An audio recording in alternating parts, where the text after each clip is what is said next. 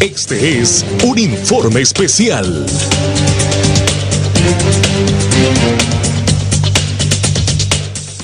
Y mucha atención, ¿cuáles son los resultados de este primer congreso virtual en nuestro país, donde al principio hubo quejas que no podían entrar algunos diputados, pero que al final sí entraron, como Shirley del Partido Libre, que se quejaba quien hable como habla, pero después participó y también votó y no se quejó como se quejó a quien hable como habla, ya cuando estaba dentro de la sesión virtual por parte del Congreso Nacional.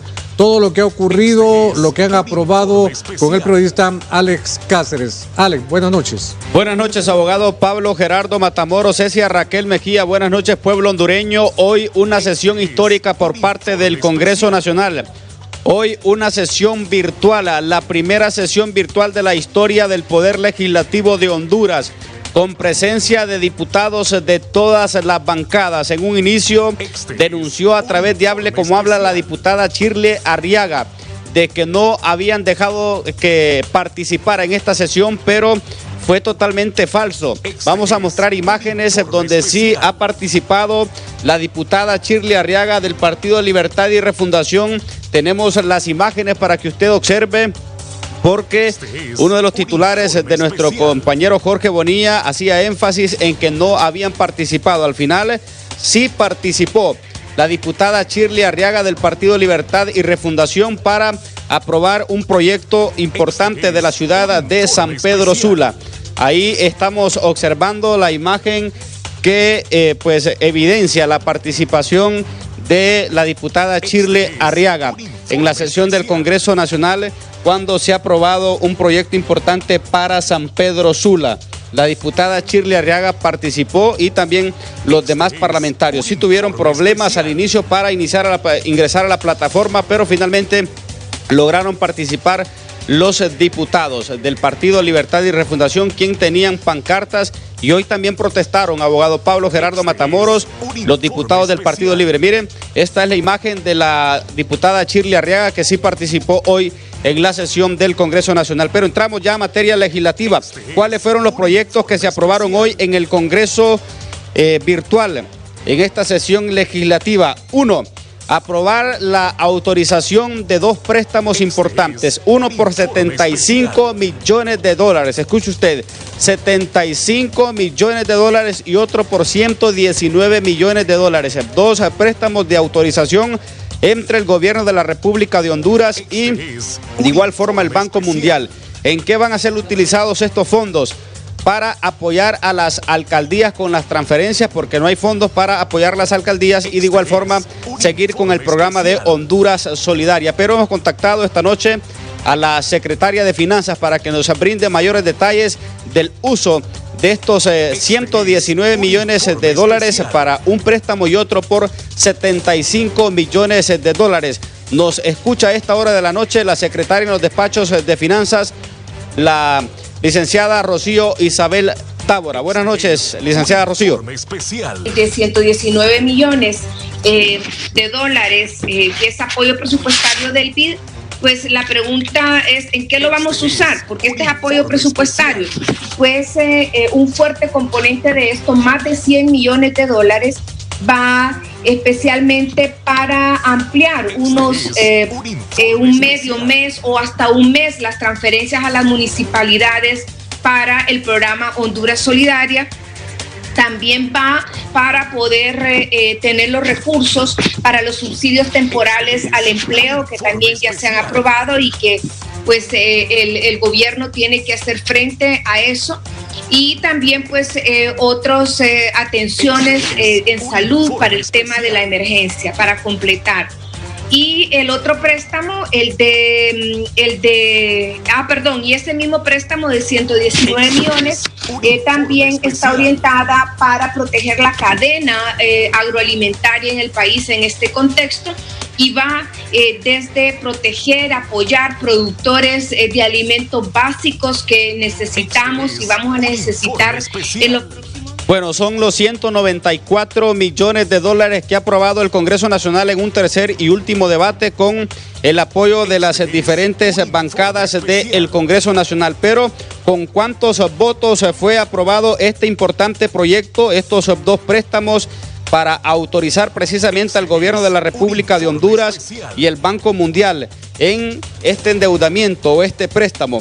Fue aprobado precisamente con 74 votos a favor, 33 votos en contra y una abstención. Esta fue la votación en este primer proyecto de préstamos de autorización por parte de los diputados del Congreso Nacional. En este proyecto se dio una discusión porque los diputados del Partido Libertad y Refundación y los diputados del Partido Pino han votado en contra de este proyecto.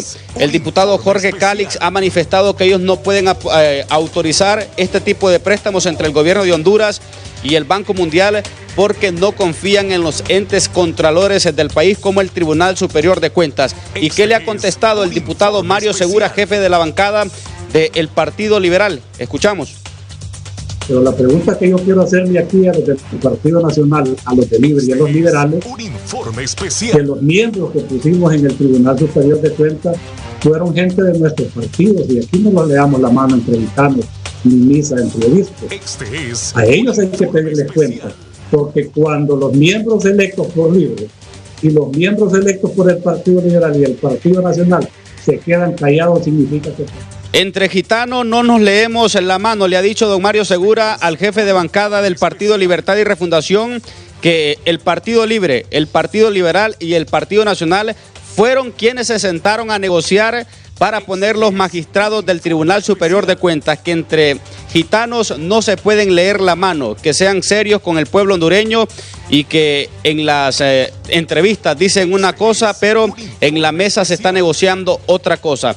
Que entre gitanos no se leen las manos, ni entre obispos se están negociando las misas, le ha manifestado don Mario Segura a los miembros de la bancada del Partido Libertad y Refundación. Pero también se aprobó la autorización de una readecuación de deuda por 1.600 millones de lempiras a la alcaldía de San Pedro Sula, al alcalde Armando Calidonio junto a su corporación municipal para que haga uso de estos 1.600 millones de lempiras para hacer frente a la pandemia del COVID-19 en la zona norte del país y San Pedro Sula, que es parte de los municipios del epicentro del COVID-19 en Honduras. Escuchemos al secretario del Congreso Nacional en esta autorización de préstamo de 1.600 millones a la corporación municipal de San Pedro Sula. Crisis sanitarias, sociales y económicas generadas por pandemias o desastres naturales, los fondos de 1.600 millones de lempiras a que hace referencia el párrafo anterior podrán ser utilizados en las áreas de salud y prevención de la pandemia o mitigación del desastre para garantizar a la ciudadanía la vida, la salud, su bienestar económico y social, así como para la prestación a la población los servicios públicos básicos, asegurando mantener la calidad de vida de los ciudadanos, así como para cubrir los gastos operativos que requiera la municipalidad para su funcionamiento y otras acciones a fin de erradicar las secuelas de la pandemia o desastre en los meses posteriores a esta. Los fondos a que hace referencia el párrafo anterior se destinarán a atender la salud y prevención en el caso de una crisis sanitaria o desastres naturales. A tal efecto, la alcaldía municipal queda autorizada para que cubra estas necesidades de manera directa, a través de su red de salud local, a través de la red de salud del gobierno central en el municipio, mediante la compra directa y uso de los insumos como ser medicinas y equipo de bioseguridad por sí misma o por donación de estos al sistema de salud nacional en el municipio para ser utilizados por la ciudadanía y o personal médico. Bien, el diputado Tomás Zambrano, aquí la votación para aprobar esta autorización fue de 63 votos a favor y 37 votos en contra, 8 abstenciones para este proyecto importante. Y aquí vamos a destacar la participación de la diputada Shirley Arriaga, quien estuvo presente en esta sesión del Congreso Nacional. Denunciaba a través de Hable Como Habla que no había participado, pero aquí la evidencia de que la diputada Shirley Arriaga sí participó y votó en este proyecto para la aprobación de este reordenamiento en las finanzas de la alcaldía de la Corporación Municipal de San Pedro Sula. Pero en el último tema que también se ha aprobado en el Congreso Nacional, y póngale mucha atención a este tema porque en este informe especial se ha aprobado ya en el Congreso Nacional reformas al Código Penal y se autoriza, o por lo menos los jueces serán quienes tengan ya la potestad para decidir a qué persona que ha sido imputada por un delito, cualquier delito que sea, podrá él autorizar las medidas cautelares. Y otra cosa es el tema de la prisión preventiva para evitar el congestionamiento de los centros penales en nuestro país. Esto en el plan de reordenamiento, opiniones que ha dado la Corte Suprema de Justicia y de igual forma sugerencias que ha dado la Corte Suprema de Justicia, aunque han manifestado no estar de acuerdo el Poder Judicial en torno a varias reformas que se han dado en el Poder Legislativo. Pero, ¿qué contiene esta reforma en el Congreso Nacional al Código Penal? Que básicamente están autorizando a los jueces para que ellos tomen la decisión de este tipo de medidas cautelares a los privados de libertad. El artículo 1, reformar el artículo 184 del Código Procesal Penal, creando mediante decreto número 9-99E de fecha 19 de diciembre de 1999, donde la sustitución de la prisión preventiva siempre que los riesgos a que se refiere el artículo 178 pueda ser evitados por la ampliación de otra medida menos gravosa para su libertad, el juez de oficio o petición de partes. Escuche usted, el juez de oficio o petición de partes podrá imponer al imputado en lugar de la prisión preventiva una o más de las medidas comprendidas en los numerales 4, 5 y 6, 7, 8 y 9, 10 del artículo 173. Esto se ha reformado.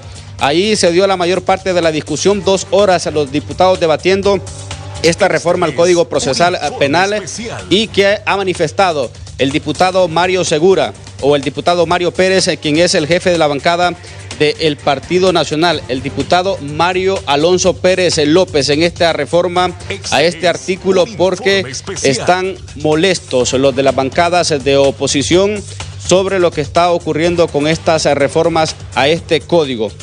Esto ha manifestado el diputado Mario Pérez en el Congreso Nacional cuando estaban dando la participación en la sesión del Congreso virtual esta noche en el Congreso Nacional. ¿Qué ha manifestado Mario Pérez? Lo escuchamos. Lo que está haciendo es dándole al juez la potestad de decidir si una persona se va a defender en libertad, desde luego en una libertad controlada, vigilada, o se va a defender estando en prisión.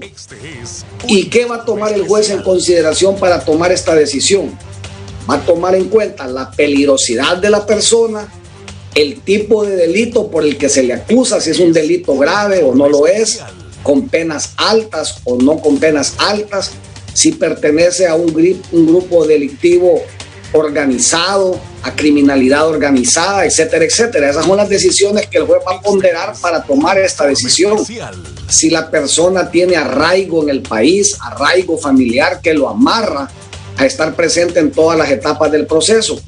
El proceso penal tiene como finalidad que la persona esté presente en todas las audiencias en las que se va a decidir si es culpable o no, y que las pruebas se obtengan de manera normal, sin que nadie obstaculice la obtención de las pruebas.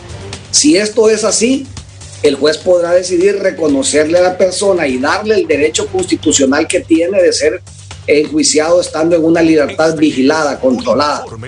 Pero como medio de balance también escuchamos la participación y la posición de los diputados del Partido Libertad y Refundación. El diputado Harry Dixon Herrera, quien es exfiscal del Ministerio Público, también ha dado su explicación en torno a esta reforma al artículo 184 del Código Procesal Penal. Lo escuchamos. Y sostenemos que muchos de estos proyectos fueron presentados después de las propuestas de Libertad y Refundación, y los proyectos de Libertad y Refundación no tienen ninguna luz en este Congreso Nacional. Ahora me voy a referir al tema, señor presidente.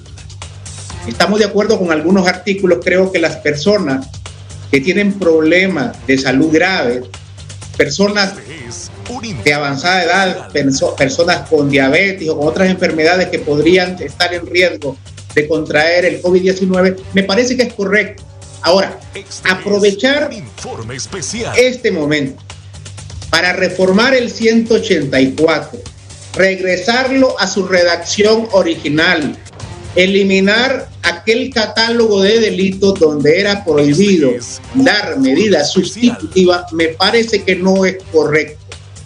No podemos volver al pasado, dejar que imputados por delitos de lavado de activos, imputados por delitos de asesinato, violaciones, terrorismo y otros delitos graves, dejarle esa potestad para que le den medidas sustitutivas, me parece que no es correcto y peor aún en el momento que estamos pasando. Bueno.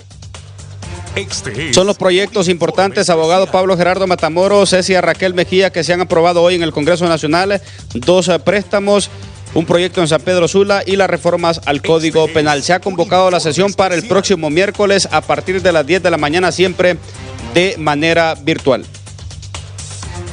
Bueno, muchas gracias, Alex Cáceres. Ahora, participaron todos los diputados, los que en un momento dijeron que no podían ingresar, ingresaron.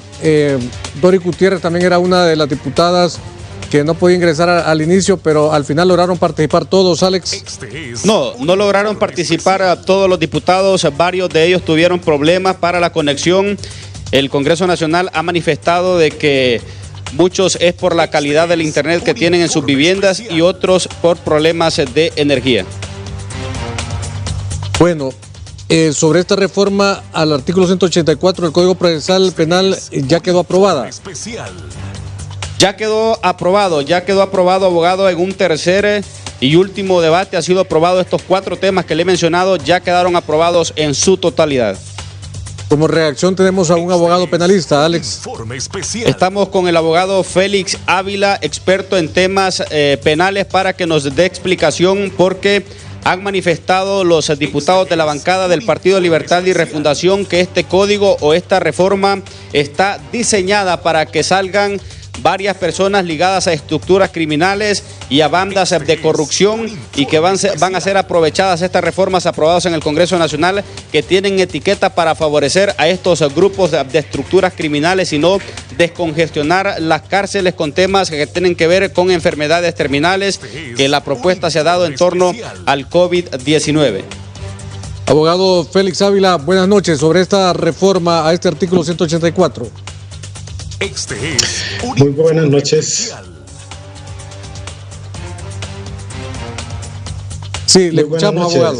Buenas noches. ¿Me escucha? Sí, muy bien, claro. Bien, abogado Pablo Matamoros, buenas noches. Bueno, yo creo que es un momento muy interesante lo que se ha producido hoy en el Congreso Nacional de la República. Yo creo que, contrario a lo que algunas personas pudieran pensar, realmente creo que debemos aplaudir y debemos felicitar al órgano legislativo por haber dado ese paso de avanzada que mucho tiempo se hubiera dado. Lo que hizo el Congreso Nacional de la República el día de hoy no es otra cosa más que hacer una honrosa rectificación de lo que hace años hicieron con el Código Procesal Penal. Lo que ocurre ahora, lo que viene a hacerse es regresar a la redacción original de un código garantista que potencia los derechos y libertades fundamentales. Hemos escuchado allí en el debate algunas reacciones absolutamente, vamos a decir así, totalmente retrógradas, entendiendo como tal aquellos que piensan que la prisión preventiva sirve como un castigo. La prisión preventiva es tan solo una medida cautelar, sirve para asegurar la eficacia del proceso y obviamente se le impone a personas que son inocentes y que lógicamente el proceso se hace para declarar la culpabilidad. Esto que se ha hecho el día de hoy no es otra cosa más que de lo que se hizo en el año 2013, cuando por razones de un populismo penal, el Congreso de la República lo que hizo fue que estableció la prisión preventiva prácticamente de manera obligatoria. Es decir, eso es inaudito. Hoy día lo que ocurre es volver a la esencia misma del código. Desgraciadamente tuvo que ocurrir en un momento en que estamos en esta pandemia de coronavirus, ¿verdad? Y parece de que esto ha traído algunos cambios en nuestro país, en las sociedades, pero no debemos verlo esto como un retroceso, sino que simple y sencillamente como la rectificación y la respuesta especialmente del Estado de Honduras a los llamados de atención del Sistema Interamericano de Protección de los Derechos Humanos. Cuando Honduras, recordemos, ha sido ya condenada en varias ocasiones por violación a los derechos humanos, especialmente por mantener la prisión preventiva de manera obligatoria, y en varias visitas in loco, o sea, visitas in situ que ha hecho la comisión, ha hecho sendas recomendaciones en el sentido de que debía, y de hecho ya se hizo, reformar ese artículo estableciendo ya la prisión preventiva como una excepción. Acordémonos que esto precisamente, lo que el Congreso hizo en el año 2013 fue lo que trajo como consecuencia la sobrepoblación penitenciaria que ya está a reventar. Hoy día, precisamente, la Comisión Interamericana de Derechos Humanos recomendó a todos los países del continente americano que tomaran las medidas legislativas, administrativas, de cualquier orden, a efecto, pues, de darle cumplimiento a lo que establece la Convención Americana de Derechos Humanos en el artículo 2, como también a lo que establece el Pacto Internacional de Derechos Civiles y Políticos en el artículo también 2 de esa normativa. Lo que está haciendo el Congreso de la República, o sea, el Congreso, el Estado por medio del Congreso y la Corte Suprema de Justicia, que ha dicho sí a la reforma, es simple y sencillamente dar cumplimiento a una obligación de carácter internacional, y obviamente cuando un Estado no cumple con los compromisos internacionales, con los pactos con los cuales se ha obligado a respetar y a garantizar, es condenada, como efectivamente ha ocurrido ya en varias ocasiones. En nuestro país todos somos inocentes hasta no ser vencido en un juzgado, pero muchos creen que con esto es para beneficiar a personas acusadas por corrupción, acusadas por narcotráfico, abogado. Bien, la realidad es que la medida, la reforma del 184 no es ninguna despenalización. Hay que entender muy bien que es un código procesal penal. No está hablando nada de eliminar penas, no se está hablando de eliminar delitos. Obviamente, lo que establece la Constitución de la República, ¿no es cierto? Pues que le considera a usted, Pablo Matamoros, como persona inocente, a Cecia, a mí, a todos los ciudadanos de este país, hasta que nos declaren culpables. Ahora bien, cuando ya exista una declaración de culpabilidad, y si yo soy culpable, debo ir a cumplir la pena.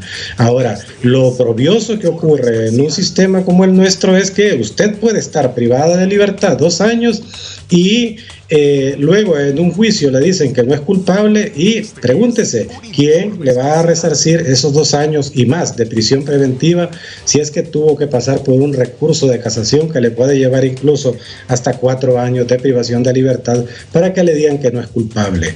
Lo que se está haciendo ahora es una rectificación honrosa.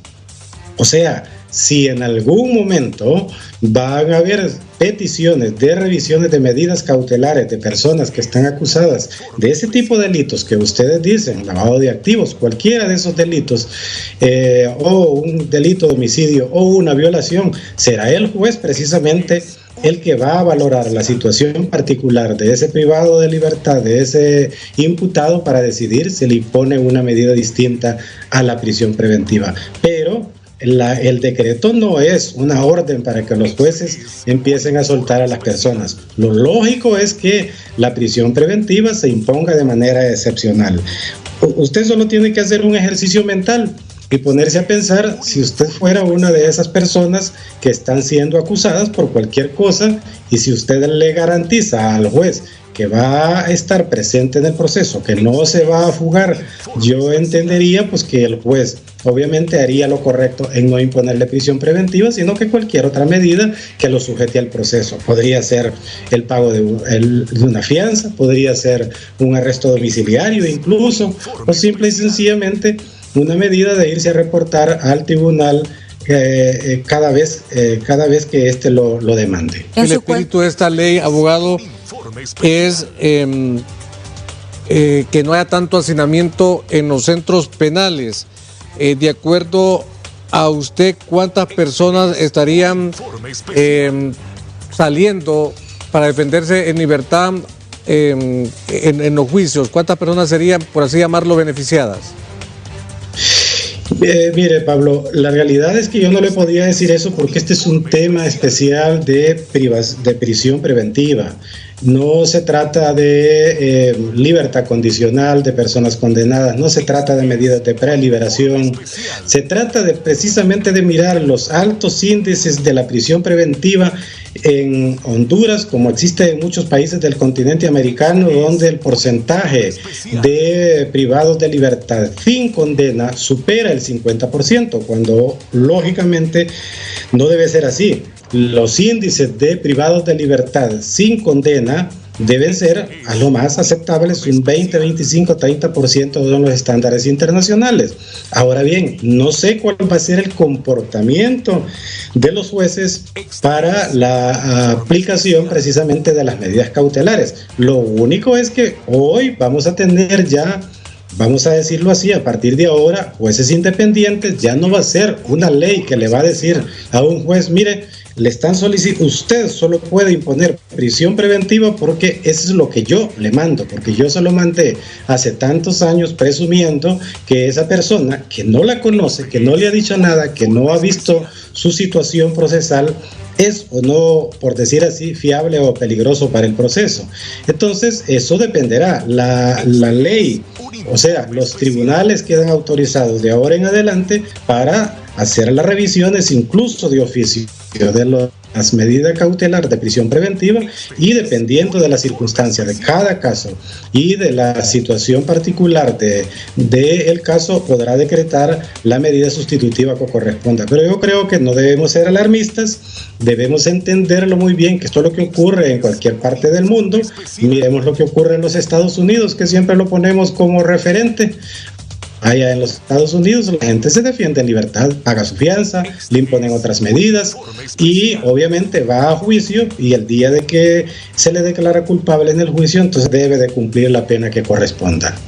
Dice textualmente un tuit de Harry Dixon: hasta los condenados, con estas reformas, hasta los condenados pueden salir en libertad si reparan el daño. O sea, aquí ya es diferente, no es cuando está en proceso, no es defenderse, sino cuando ya ha recibido incluso una condena. Lo que está diciendo el señor Harry Dixon, diputado, simple y sencillamente está tratando de confundir. Esa es otra cosa. Lo que se está refiriendo el diputado Harry Dixon, lamento que él quiera confundir a la población, se está refiriendo a las nuevas alternativas que aparecen en el Código Penal. Obviamente, en el Código Penal, cuando entre en vigencia, será una nueva normativa que tendrá que ser aplicada por los jueces. Pero esta reforma del 184 no tiene nada que ver con lo que establece el Código Penal con personas condenadas. Fue claro el dictamen de la Corte Suprema de Justicia, donde estableció que no era necesario que se introdujera como reforma unas cuestiones que el proyectista pedía, que se anticipara, que se entraran en vigencia de manera anticipada algunos artículos de la libertad condicional, porque realmente tiene razón la Corte, pues ya se sabe que en pocos días entrará en vigencia el Código Penal. Pero yo creo que aquí lo que hace falta es una buena cultura jurídica. Desafortunadamente, las personas como las que acaba de mencionar usted, lógicamente los conozco yo porque soy conocedor de ellos, por razones políticas, partidarias, hacen ese tipo de comentarios, pero lo que tratan es de confundir a la población. Bueno, muchas gracias, abogado. A la orden, estimado Pablo y Cecia.